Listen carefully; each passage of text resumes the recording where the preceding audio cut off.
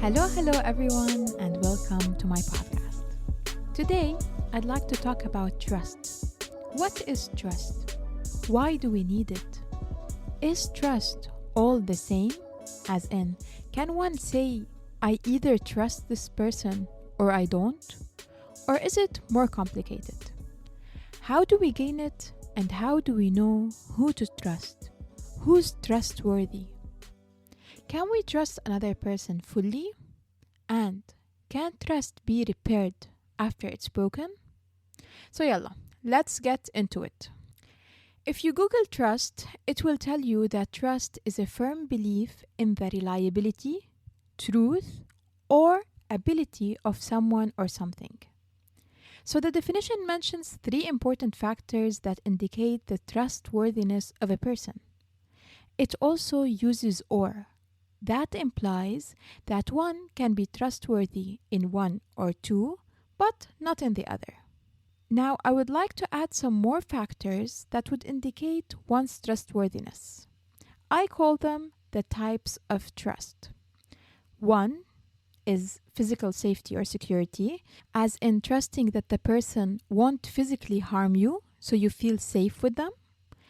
2, emotional safety, which is trusting that the person won't intentionally emotionally harm you.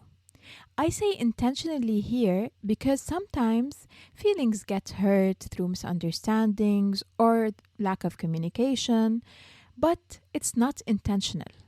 Here I'm talking about when there is intentional manipulation, gaslighting to make you feel like less and put you down. Now, yes, this is an extreme.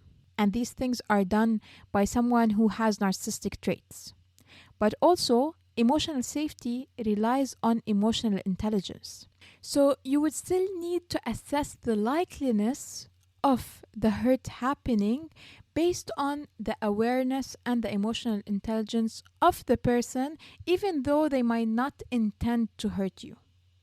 So you may decide not to trust that person with something vulnerable based on that. Feeling emotionally safe is also about trusting that the person will hold the space for you to talk, to share your feelings, and be vulnerable without being judged or having what you say one day used against you. Instead, you would feel understood and supported. Feeling emotionally safe also means that you trust that the person will respect your boundaries and not cross them or pressure you or guilt you into removing your boundaries. The 3rd type is secrecy. Trusting that the person won't share the conversations you have with them, especially the ones that you specify not to share with anyone. But also, when you're talking to someone and you're being vulnerable with them and you're maybe asking for advice or so on, you would automatically want them not to share this information without even having to say that. So trusting that the person will keep the conversation between you two is also a type of trust. 4, honesty. Trusting that the person won't lie to you or intentionally hide something from you. Hide something that you have the right to know or is related to the topic you asked about. This type is mentioned in the definition. Now 5, capability. Trusting that the person can do what is expected or what they say they will do. This type of trust is essential at work, otherwise the trustee would not be competent. But it is also required in relationships, like you would need to trust your partner's ability to take care of the kids, the house, to be able to cook a meal, and so on. Capability is also mentioned in the definition. 6, reliability. Trusting that the person will do what is expected of them or what they say that they will do. In this case, we already assume that they are capable of doing the expected, and it's just a question of whether they would do it or they wouldn't. Also, reliability is mentioned in the definition. Finally, 7, objectivity. Trusting that the person has your best interest in mind, not theirs.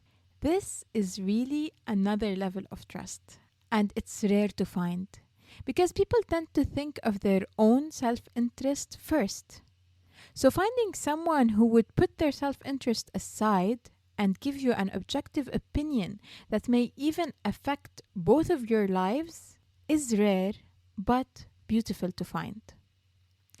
So now, depending on who the person is to you, your type of relationship with them, you would need a different combination of these trust types and also different degrees, trusting to different degrees.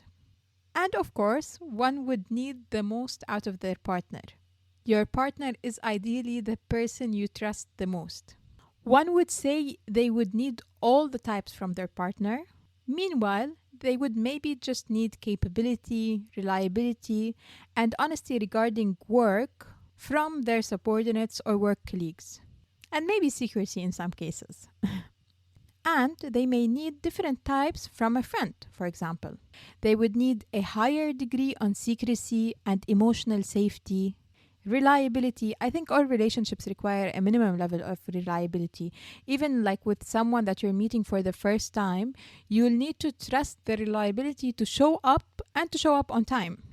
Also, another type of trust from a friend may be honesty, in the context of telling us what they really think without lying to us just to make us feel supported. So here you may notice that there is some conflict because to feel the emotional safety, one would need to be understanding, supportive, and non-judgmental. And to be honest, one would need to form an opinion, which is judging, and then share their honest opinion, which may not be supportive. So what does one do? What does a friend do? It's a bit complicated, and it's difficult to judge when to be which type of friend. But I would say that the friend in this case would need to assess and decide when to be supportive and just listen because your friend needs to vent, and when to intervene with a bit of a reality check and to communicate it very nicely. Now, regarding how to communicate, the next episode, inshallah, will be on that so that we can go into details with this topic because also communication helps build trust. So, as you can see, you'll need different types of trust from the different people in your life. So ask yourself, what types of trust do you require from the important people in your life? Do you require physical safety, emotional safety, secrecy, honesty, capability, reliability, or objectivity? Which combination do you need from each important person in your life? And if you want to go deeper into it, then you can also add the degree of trust you require from each person and whether you do trust them to that degree or not, and also in which areas, because it may vary from one area to another. Now, why is trust such an important topic? And why do we need to trust?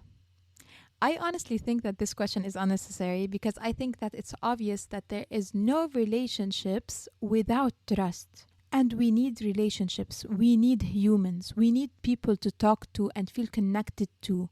But not just anyone. We need people who we trust. Trusting the wrong people will only bring us trouble, an unsafe or an uneasy feeling, and issues that we'll need to resolve. So how do we know if a person is trustworthy? Not to sound like a cliche, but trust is earned over time. We need to observe patterns and notice if a person is at their word. Do they walk their talk? Do they come through with their actions? Or do they just sell words? This shows reliability. Then, with regards to capability, you can test capability by observing a person's work. Then, bit by bit, observing less because they prove that they are capable of doing the job or taking care of the children and so on. And if they didn't, then you would be more hands-on and help them learn the skill and be more capable in whatever area they are required to be capable in. Then when it comes to physical safety, one would need to observe how anger is handled by the other person, also over time, not just from one time. Because the more they know you and the more they are comfortable with you, the more likely they are to show more of their anger and how they express it. With regards to honesty, I believe that a lie can't be hidden for long. In Arabic, we have a saying that says, حبل الكذب قصير. I think there's a similar saying in English that says, lies have short legs, as in the truth will eventually always come out. So with time, you will find out if the person is trustworthy in regards to honesty. Now, when it comes to objectivity, as in having the person have your best interest in mind and not theirs, when they are giving you advice, for example, or supporting you in a life-changing decision, this is a bit difficult to assess. You do see it in the selflessness of a person, but also since complete selflessness is actually not healthy and it will lead to resentment, and maybe the person is aware of that and is trying to be less selfless and is trying to balance it out by doing things for themselves as well, then it can become tricky to judge. But on the other hand, you can easily judge it when you see that the person only cares for themselves, like being selfish and inconsiderate of others. So then you can rule them out of this kind of trust easily. This type of trust that is already very difficult to find. Now, to know if you can trust someone not to share the conversations that you have with them, then you simply need to pay attention to the things they tell you. If they tell you about other people's personal things, then you can safely assume that yours are being shared as well. And finally, emotional safety. How can one know if a person is trustworthy to be vulnerable with, to cry to break down in front of, or simply share something that is personal? Brené Brown discusses this topic in her book Daring Greatly. She says that it's a chicken or egg issue. We need to feel trust to be vulnerable, and we need to be vulnerable in order to trust. And she actually warns against sharing too much, too fast, as a way to force connection. She says vulnerability is about sharing our feelings and experiences with people who have earned the right to hear them. Being vulnerable and open is mutual and is an integral part of the trust-building process. She continues, we can't always have guarantees in place before we risk sharing. However, we don't bare our souls the first time we meet someone. We don't lead with, "Hi, my name is Brené, and here's my darkest struggle." That's not vulnerability. That may be desperation or woundedness or even attention-seeking, but it's not vulnerability. Why? Because sharing appropriately with boundaries means sharing with people with whom we've developed relationships that can bear the weight of our story. The result of this mutually respectful vulnerability is increased connection, trust, and engagement. Vulnerability without boundaries leads to disconnection, distrust, and disengagement. This is her core principle. We don't earn trust all at once, and we don't offer vulnerability all at once. Both happen gradually through small, repeated moments. So in order to start this trust-building process, when it comes to emotional safety, you would need to start with small vulnerabilities, not your deepest wounds. Then, you would observe how the person responds. Trust either increases or decreases depending on their response. You either feel that you cannot be vulnerable with them, or you feel safe to eventually share more. And the trust process is mutual, so they would naturally also feel safe to share with you. And again, depending on your response, they would either feel comfortable and safe to share, or they would feel more guarded. Bit by bit, as the loop continues, if it all goes well, if the responses are positive, trust will grow and you will feel more comfortable being more vulnerable. Now here also, we can't forget that we're humans and sometimes we may respond in a way that makes the other person, get more guarded or feel uncomfortable. So here what we need to do is to repair. And I'll talk about this more in a bit. And generally, in many cases, this process happens naturally, and one doesn't need to give it a second thought. But if you feel like you've been trusting the wrong people and getting hurt, or maybe it's not about the people, but it's that you may be sharing too much, too fast, which is pushing people away.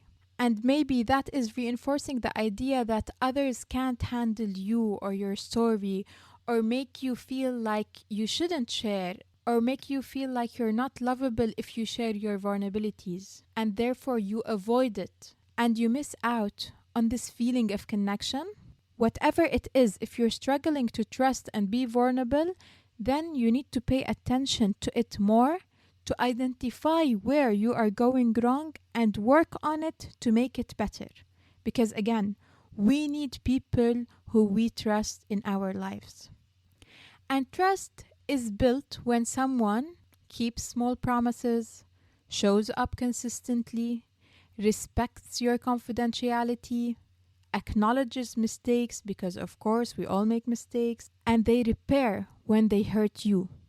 Trust is not about never messing up. Again, we're humans, we might mess up. But it's about the repair. Trustworthy people take responsibility, they apologize without defensiveness, and they change behavior, not just words. Avoiding accountability breaks trust faster than mistakes do.